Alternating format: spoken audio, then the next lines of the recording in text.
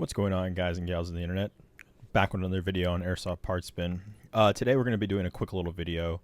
I currently have a, I guess, new-ish or out of a newer model VFC gun gearbox. VFC Avalon Gearbox to be exact. And I just want to make a quick video to see if the internals are still worth, being invested in for being 2025.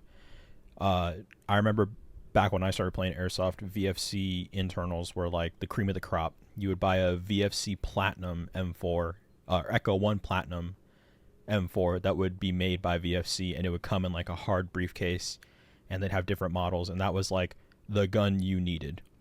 Now, in more modern Airsoft internals, you're getting guns like SEMA Platinums that are the EMG models that come with pretty much SHS internals and compression parts, or you got King Arms M4s that are licensed by EMG that do come with the same SHS internals and compression parts, and they come with slim motors and 19 TPA good magnet motors and stuff like that. And those are like a quarter or half the price of what a modern day VFC would cost. Most VFCs now are distributed by Elite Force, it seems like, or Umarex.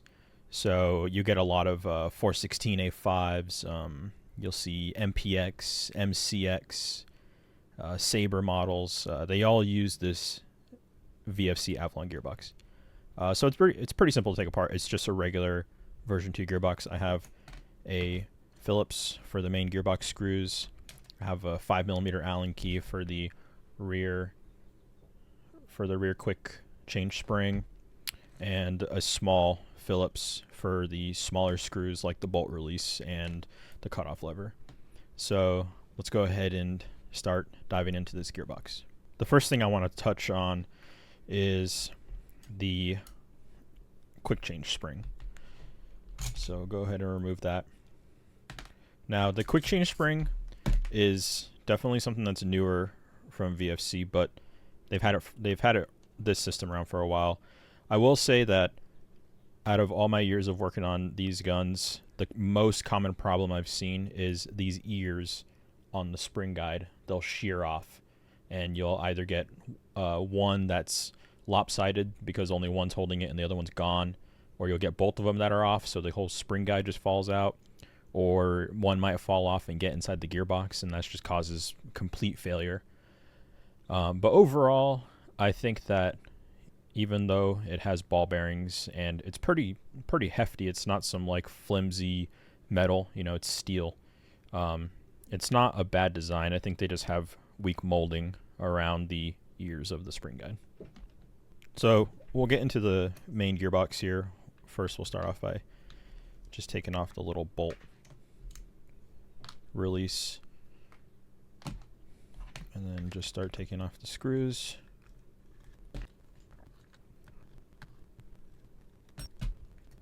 Once you got the screws removed,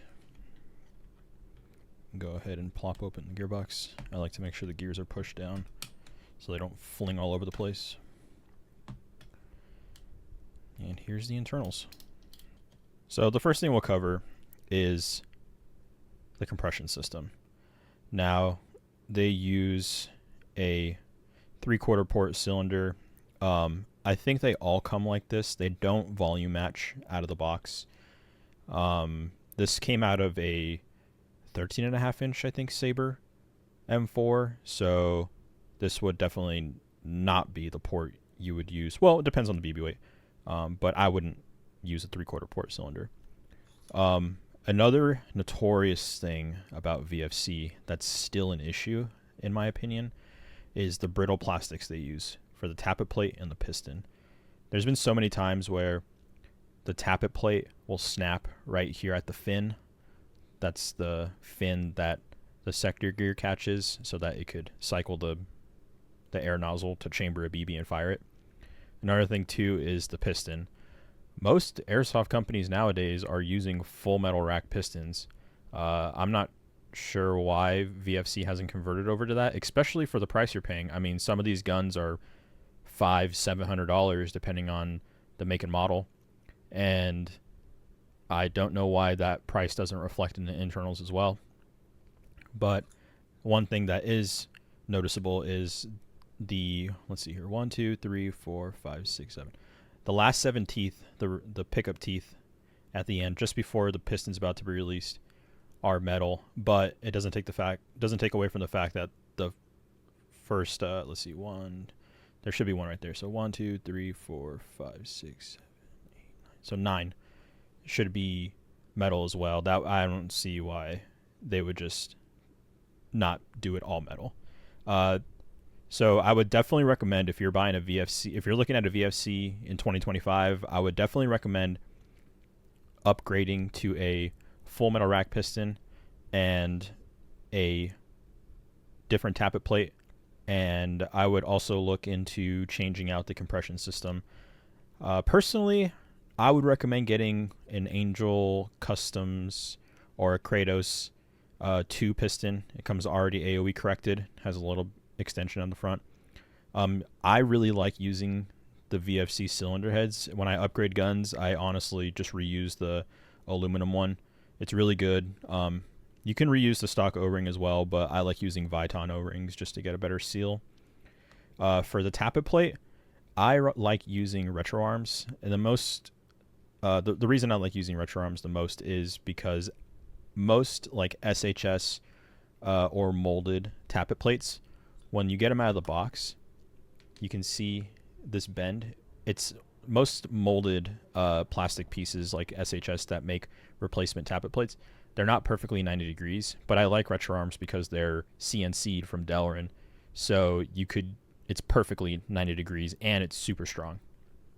So I would definitely recommend upgrading to a stronger tappet plate, stronger piston, better compression system using a Lonex compression system. I did a review about a Lonex compression system a while back. I can go ahead and link that down below.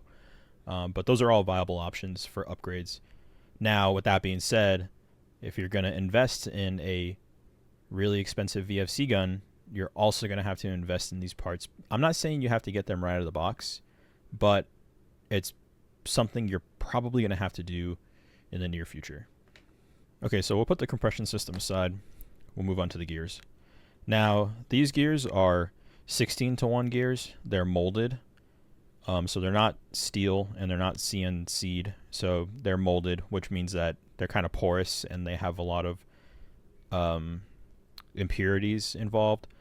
The one thing I don't really like is if you try to mix. I've noticed that if you try to mix different spur gears with this gear set, I don't know why you would, but the spur gear is a little weird and doesn't mesh well with other gears. So let's say you break just the sector gear or you break just the bevel gear. If you try to use a different brand gear that's not 16:1, or if you do try to use another 16:1 set, it doesn't mesh very well. The thing I've noticed is that on the sector gear, I don't know if you can get that, it says VFC-S. There's some that say just VFC, and those don't actually mesh with this gear set. So it's not a bad gear set, but if you're trying to upgrade your gun, you're definitely going to want to upgrade to something that's steel, CNC'd, and 16:1s aren't bad, but I mean, if you're going to be upgrading, you might as well get like a 12:1 set and a good motor. So moving on, we'll look at the gearbox itself. The gearbox design is actually really nice. It's been the same for as long as I can remember. They do use W cage bearings, so they're not going to be very strong. I definitely recommend to upgrade using like a J cage bearing or even a bushing if you want. I like using J cage bearings, so I would definitely recommend a J cage bearing. You do get a nice flat trigger, which is different. It's got serrations and like a lightning strike in it. Now, the MOSFET I haven't looked too much into. From what I can tell, just looking at it, this is just a simple fuse. The fuse sockets are just soldered onto a PCB board. There's no circuitry or anything involved. It's just a PCB board that holds a fuse. For the MOSFET itself, from what I can tell, looking at some of the resistors and some of the capacitors, it has some basic functions like small amount of active braking and probably has a small amount of precocking. But one thing I have noticed working on a lot of these guns is the MOSFET burns out fast. I would definitely recommend not using 11.1, using a 7.4, and if you do use an 11.1, I would definitely recommend upgrading to something more like an optical MOSFET, like a Gate Titan, maybe a Jeftron, or maybe like a Perun or something like that. But I would definitely upgrade this because the MOSFET will fail. So just a quick recap. Went over the spring guide, compression system, gears, trigger, MOSFET, bearings. In my opinion, I would not buy a VFC in 2025. Plain and simple. It's too expensive. There's a lot better options out there for quarter of the price. And honestly, if you're really interested in getting a VFC, I would really only do it because they have unique platforms like MPX, MCX. They have the M110, 416A5, MP5s. You know, a lot of those guns are specific to H&K, which is a Umarex licensed brand. So that's the only way you can get them is through Umarex, and Umarex is having VFC make those guns. So in my opinion, I would really only look into getting a VFC if that's the model of gun you want. I would not look into getting a VFC based on the internals. I hope this helps anybody who might be on the fence of getting a VFC. If you have any questions, comments, or maybe your own input, you can go ahead and leave in the comment section below. And I'll look forward to seeing you guys in the next one.